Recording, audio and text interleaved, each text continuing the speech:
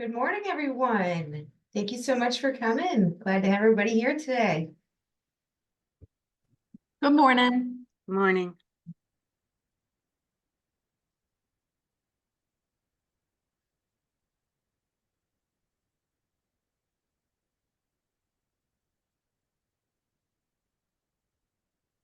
Morning.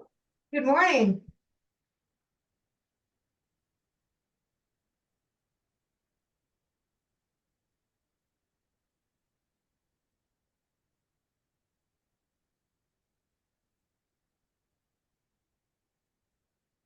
All right, we're gonna wait just another minute before we jump in and get started.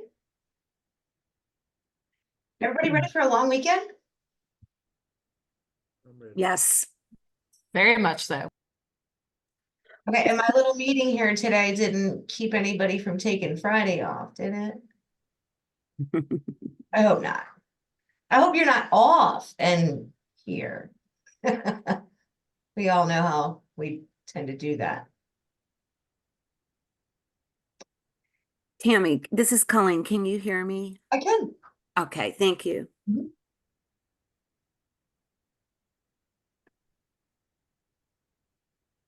Right.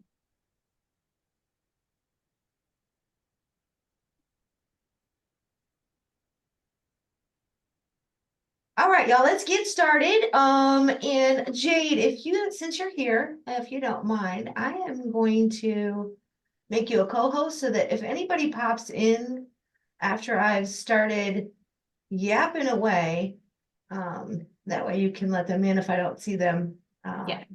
Thank you so much. All right, y'all, welcome aboard. This is our first webinar for CSP year 2, if you can believe it. So we're going to have 2 sessions before, yes.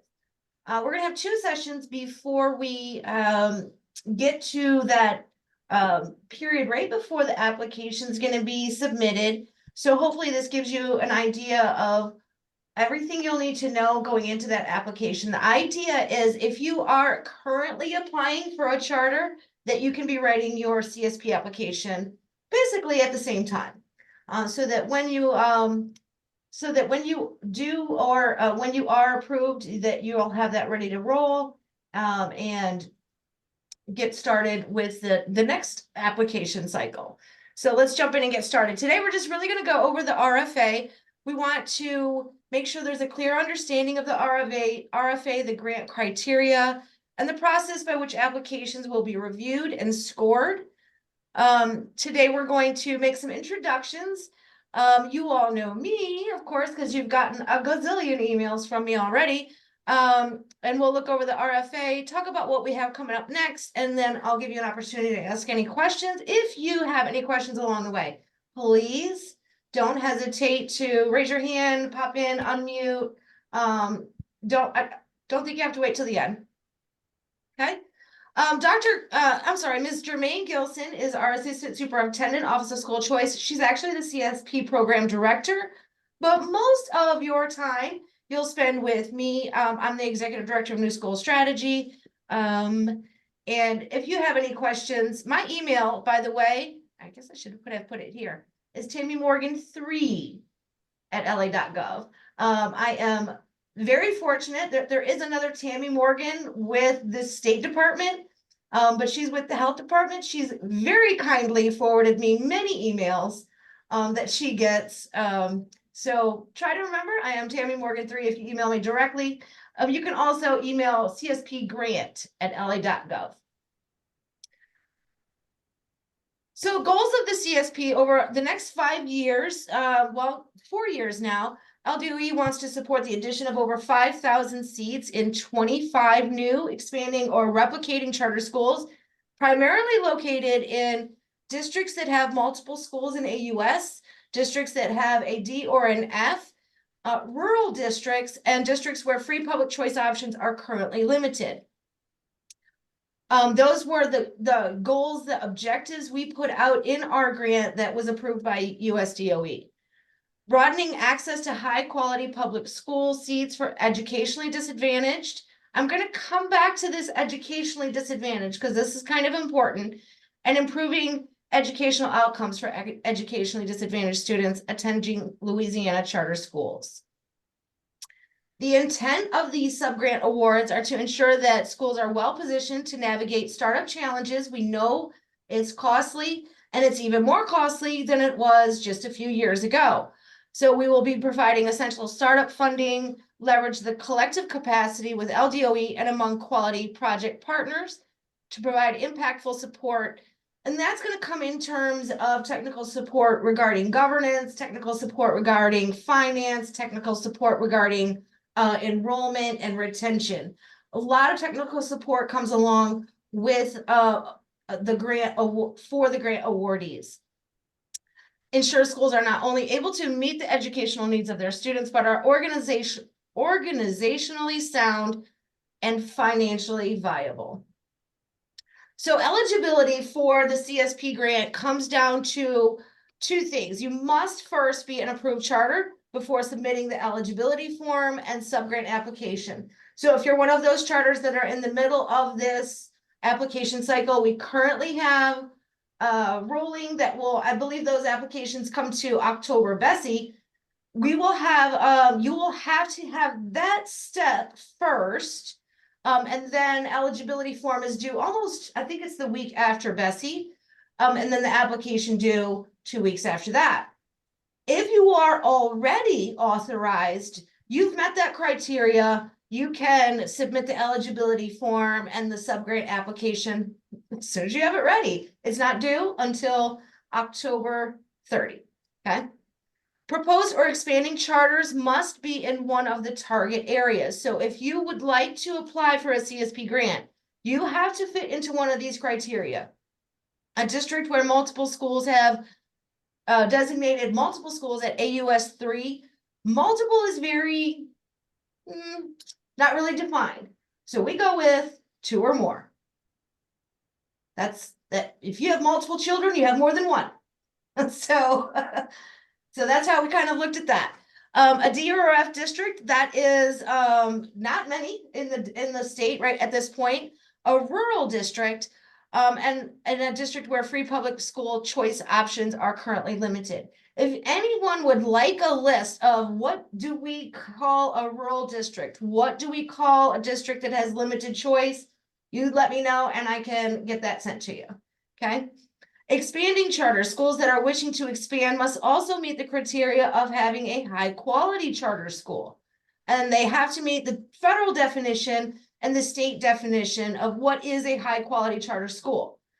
If a school is meeting the state definition, they are also meeting the federal definition. So that helps. There isn't really 2 separate definitions to meet, because if they're meeting ours, then they're meeting the Fed requirement as well. Okay. State definition is to qualify as a high quality charter school, a Louisiana charter school must satisfy at least one of the conditions. They have an A letter grade in the most recent school year, an SPS greater than the district in which the school is located. A majority of their 3 through 8 students meet or exceed growth expectations in ELA. A majority of their 3 through 8 students meet or exceed growth expectations in math. A majority of high school students meet or exceed median score of the predicted composite score range on the Explore Plan ACT series as determined by the ACT series. I do not have that number. I will get that number, but if anybody is specifically just high school, please let me know and I will urge ACT to give you that number. And a Bessie approved alternative charter meeting the top tier of expectations on an alternative charter evaluation framework. All schools must meet special population requirements as well and have no outstanding notices of concern or notices of breach. So if your existing school meets one of these criteria, then you are eligible for an expansion, as long as you also meet your special POPs requirements and have no outstanding NOCs or NOBs. Any questions on that? We're all good? Okay. Funding periods, Bulletin 126 establishes that Bessie authorized school must open within 24 months, but not sooner than 8 months. So Our funding period will plan to open July, August 2025. That would be your planning period. If you use planning funds, those are the funds that you're going to use prior to opening. Those planning funds stop on day one of school opening, students at the school. From the day the students show up, that is your implementation funding. So you can start out with just implementation funding and you can spread that across 2 years, or you can have planning in those months prior to opening, and then 2 years of implementation funding. So if you plan to open July, August 2025, and you wanted to use planning funding, you can. If you want to reserve all of your funding for implementation, I keep saying them in the wrong order. For implementation, as in, this is what we want to do once the students are here. We want to bring this particular project in. We want to add a STEM program and all of the costs associated with that. We want to add a specific project and all of the costs associated with that. You are not required to use planning funding, but you can. Planning funding includes pre-opening salaries for essential staff, refinement of the desired educational results, and the method for measuring progress toward achieving those results, and professional development of teachers and other staff who will work in the charter school. This refinement of desired educational results and the method for measuring those, let's say you've chosen a curriculum, or let's say you've chosen a benchmarking program that you would like to use, but there's really one you really, really would love to use, but the cost is just, And so this CSP funding says, okay, well, if we get this, then we can bump up our benchmarking to what we'd love to use instead of what we can afford to use. You follow what I'm saying? Okay. Implementation, informing the community about the school, acquiring necessary equipment and educational materials and supplies, acquiring or developing curriculum materials, and other initial operational costs, such as support associated with wireless infrastructure, one-to-one student and staff technology, student and staff recruitment, again, PD, classroom supplies and materials, and one-time investments in transportation. There's a question mark around the purchase of buses, as long as we keep in mind it's one-time expense. It's nothing that can be reoccurring. So it's not bus leases. It's not anything that's going to be a reoccurring expense, because in your budget, you're going to have to say, this is how I know that this is not going to be an ongoing cost. We can survive after the CSP funding is done. Or it's going to have to be a one-time cost, or you're going to have to spend a great deal of time proving how you're going to be able to navigate that funding after CSP grant dollars end. Okay. Additional resources for allowable expenditures, and next time, y'all, we're going to get into a lot of the finance piece, but I do have these linked on the RFA at the very bottom, non-regulatory guidance and the actual expanding opportunities through quality charter schools from the National Register. Okay. So how are the applications scored? Technical review will happen first. The technical review rubric indicates the goals of the department and the CSP grant. They are essentially scored with a yes or a no. Applicants must score a minimum of 70% for their application to move forward with peer review. So basically, the department has a technical review team that will take a look, and these are really just like, did they do this? Did they do this? Did they do this? Kind of questions. How most items are worth 5 points. However, with the department and CSP both having priorities, we weighted those categories heavier, so that if an application really is not geared toward meeting CSP priorities or LDOE priorities, it's just not going to make it past that technical review. Okay. Project goals align with one or more acceptable LDOE at CSP priorities. Those are transformative models. For example, classical education. There are many more transformative models out there. We just really gave one example. Foundational skills, content mastery, course proficiency, CTE, and career-focused high schools, turnaround of an academically unacceptable school. Obviously, a big push for us to get funding to those partners that are looking to turn around schools.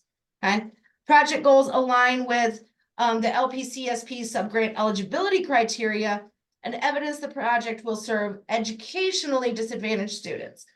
I'm going to say educationally disadvantaged students because I want you to think beyond economically disadvantaged students.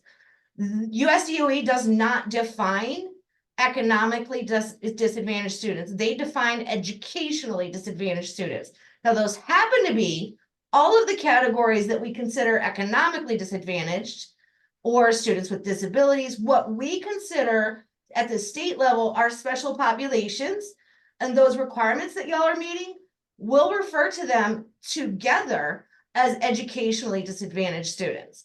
So I say that, and I'm dropping this huge hint. In your application, focus on educationally disadvantaged students rather than just economically disadvantaged students or just students with disabilities, so that it's a clear understanding from the USDOE standpoint that they're hitting all, that application is hitting all of those marks for the goal of the grant. So we're going to run through the peer review rubric real quick, because I did try to offer some insight into the rubric that's in the RFA. Each of the 12 criteria are equally weighted, and they will receive a score within the following range. They do have to have adequately developed or well-developed, okay, at all of these stages, at all 12 of these criteria.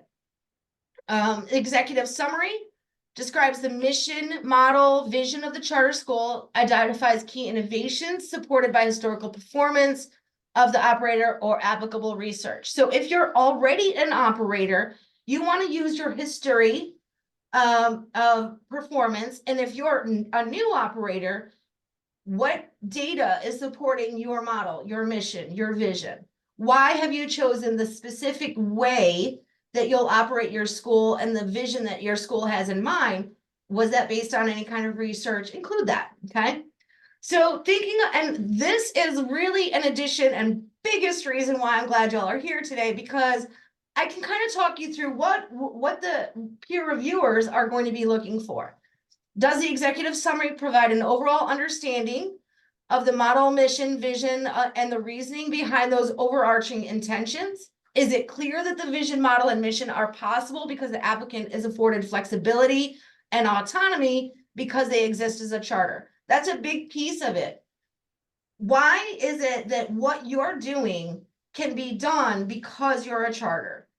Why couldn't a normal traditional public school do what you plan to do? What is different about what you're doing that a normal traditional public system run school? Are the assertions set forth supported by historical performance of the operator or applicable research? Okay. Criterion 2, project goals will contribute to the progress of CSP performance measures. Those performance measures, objectives 1 and 2, look at those on the RFA. Those are the ones that really are applicable to the schools.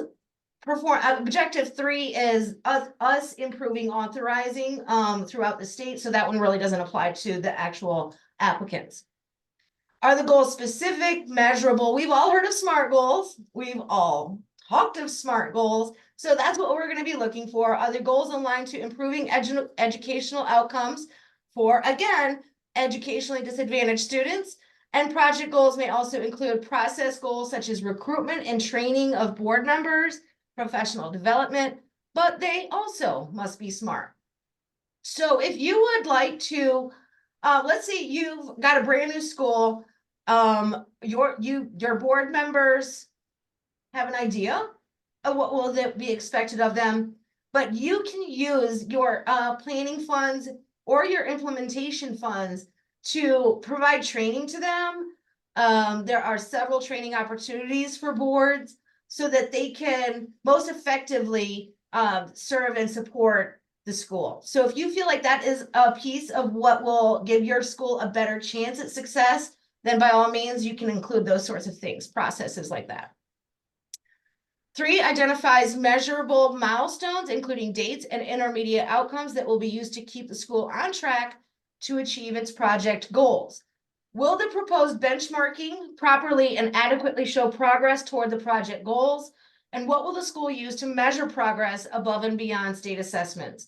So when we say above and beyond state assessments, don't just say we're going to grow our SPS from this to this. If you are a new school, that would be very difficult for you to even use a measure like that. But if you're an existing school, use something more than just state assessment is, okay? 4, identifies the specific individuals who will be responsible for carrying out all activities required to achieve goals.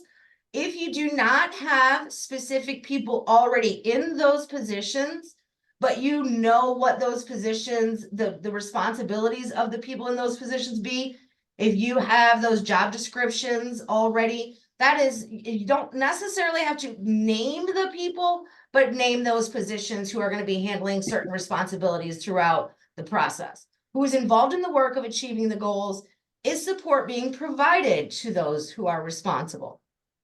5, the charter school clearly describes how the CSP project will allow it to serve the interests and meet the needs of students and families in the communities and the charter school intends to serve.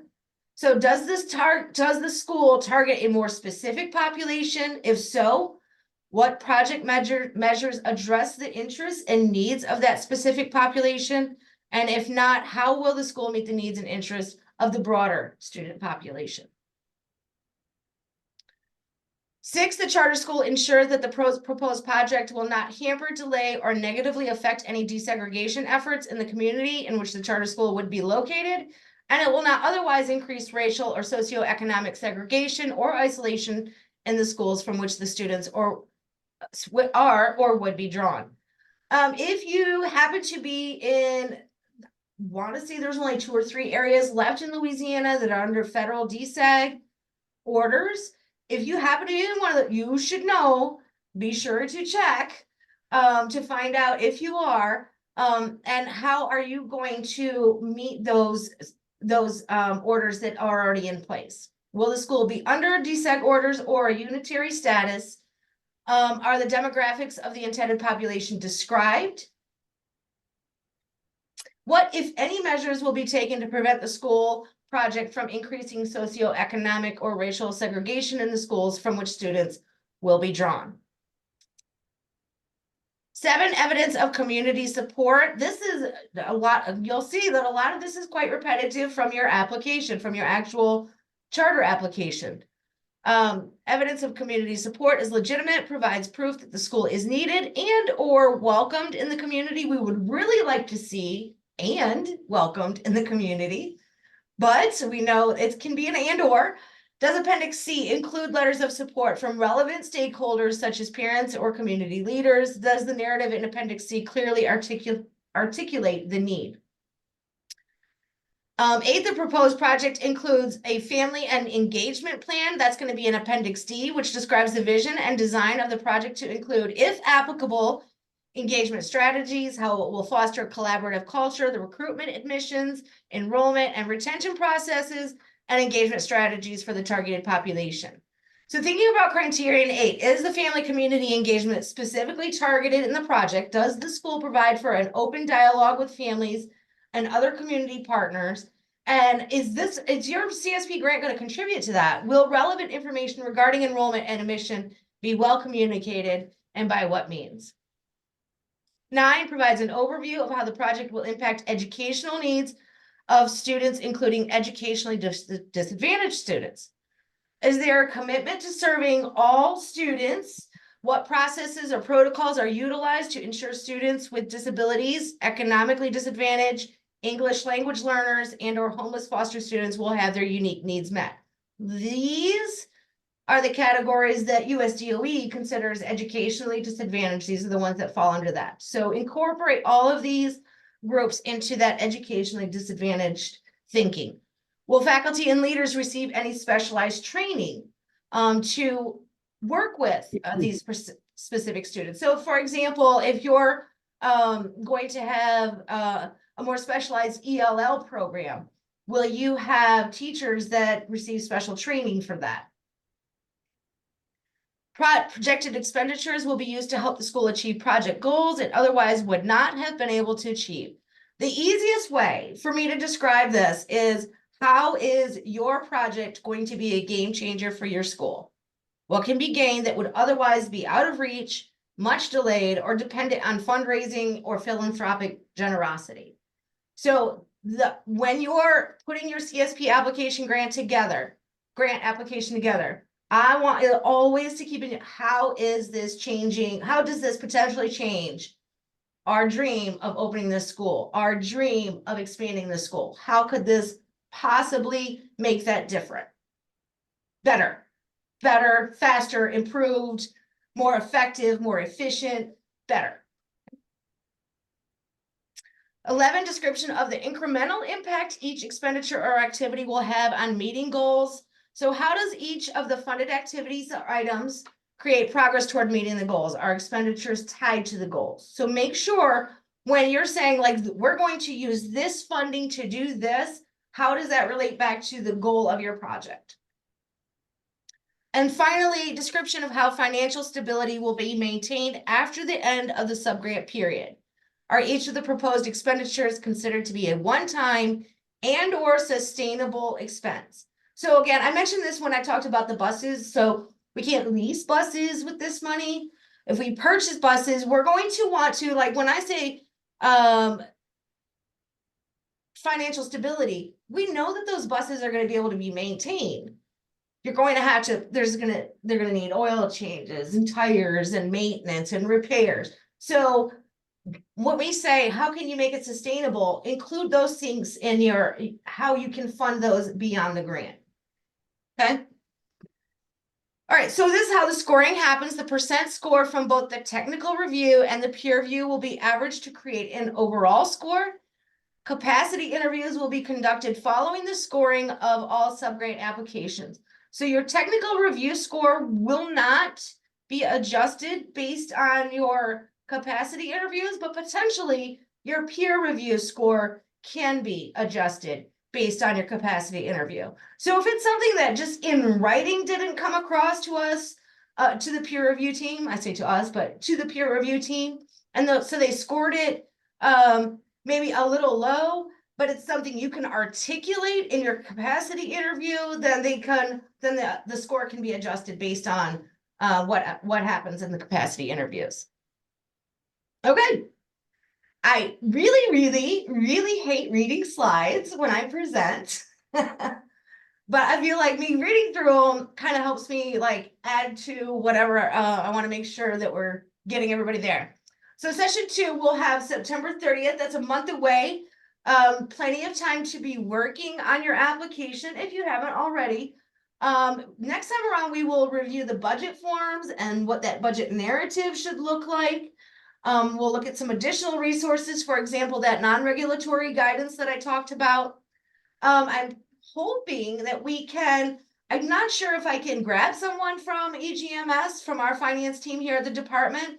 But if not, I will have some slides that help you navigate EGMS, especially for those of you that are familiar with it.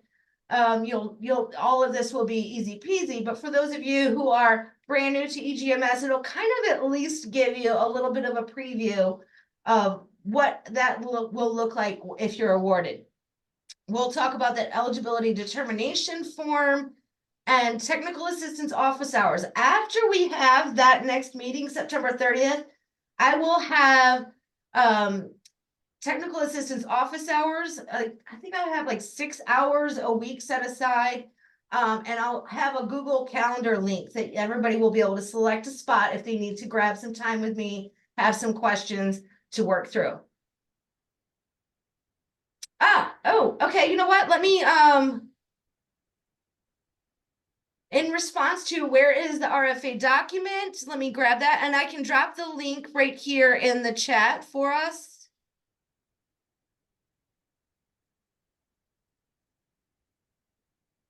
Does anybody else have any other questions or anything you feel like I skipped over, went too fast? I know I'm a fast talker. So everything grant related. Yes. Go to everyone. There we go. And yes, I will send the slide deck out to everyone that was invited. If you shared the link with someone, and you can feel free to share the slide deck out with them as well. Hey, Tammy. Yes.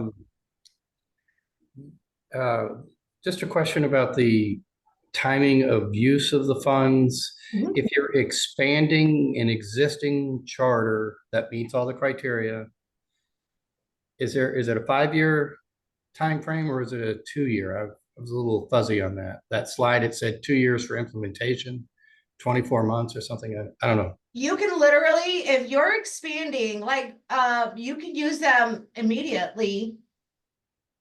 For as long as if you're using implementation funds, which you would be if you were expanding, you can use them immediately or spread them across a 24-month period. A what year period? 24 months. 24 months. Okay, Mhm. so it is a 2-year. Yes. Okay, thank you. Uh-huh. I have a question from the beginning when you were talking about the eligibility. If you're pulling from different districts such as St. Bernard and Jefferson and Orleans, how does that data fit into the criteria that you listed? It's going to be based on the actual location of the school. So Okay. where the building exists, even like for example, even our virtual schools, both are headquartered in Baton Rouge, so they would have to exceed the Baton Rouge district performance score. So Okay. the physical location of your school. Thank you. Mhm. Do you have any guidelines or kind of parameters on what the average grant award might be, or what when we're budgeting, what we should be looking at as far as what's actually feasible or realistic? I am so glad you asked. Up to 2 million. Okay. Yes. I can't believe I didn't have it in here. I think And then just I operated off the assumption that everyone had seen the RFA, so my apologies for that. Just to confirm, I know that there's a lot of things with like wiring and tech and everything in this. Our project for one of our campuses is, building out part of the school that's unused to house a specific middle school to separate them from the high school kids. Mhm. And so, any of that capital work would not fall under this, but wiring and tech and everything to go with that build out would. Correct. Okay. Good. I'm glad you asked. Yes, capital improvement. Think of it like in terms of the federal government is not going to fund us to improve property values. Mhm. Yeah. Thank you. Hmm? Great question. Any others? I hear this is elementary question, but the eligibility determination form is due October 30th, or the grant is due October 30th. We have the eligibility determination form that will be due October 15th. And then the application is going to be due October 30th. Okay, so we should be working on the application right now. Yes, We can yes. submit that eligibility form now. work on Correct. the- Yeah. If you're expanding, you can send me that eligibility form as soon as you're ready. All right, thank you. If you're in the process of actually applying right now, wait until you're authorized to send me that eligibility form. Great questions, y'all. Any others? Miss Dee Dee, are you talking to me? I think you're muted. Okay. Sorry, I was talking to my group. Okay. All right, y'all. Well, I can tell you, I really appreciate your time. I'm glad we were able to get together. I hope some of this helped answer some of your questions and it feels like you can get off to a good start with this. don't hesitate to reach out to me. And again, you know what, I'm gonna drop my email in the chat. But you will get, this slide deck from me. As soon as I finish up today. And you can also CSP grant at la.gov as well. Thank you so much, y'all. Have a good one. I look forward to helping and hearing how you're making progress along the way. Have a good one. Thank you, Tammy. Have a nice long weekend. All right, thank you. Thank Thank you.